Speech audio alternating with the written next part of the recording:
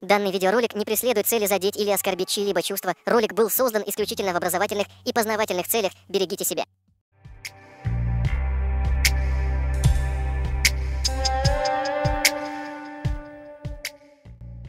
Вчера под нашим роликом Артем оставил вот такой вот комментарий, который вверг в ступор админов этого канала. Артем говорит, что он никогда и нигде не говорил, что пригородный район когда-либо принадлежал ингушам.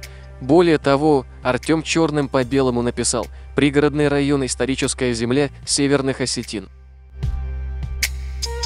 Естественно, мы сразу заскринили комментарии Артема, потому что знали, он удаляет свои же комментарии, где несет ахинею.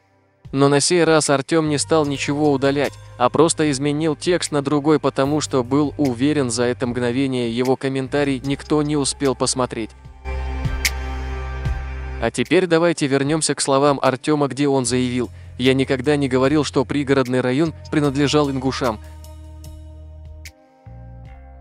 Почему я так часто говорю про пригородный район, который незаконно входит в состав Северной Осетии?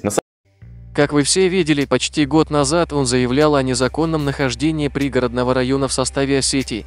То есть, получается, 9 месяцев назад Артем считал пригородный район неотъемлемой частью ингушского народа. Лицемеры – это такой сорт людей, которые делают вид, что гладят тебя, но в то же время как вытирают об тебя свои грязные руки. Ингуши, ничего к вам личного, просто часто слышу, если бы понты могли светиться, то Ингушетию видно было бы из космоса.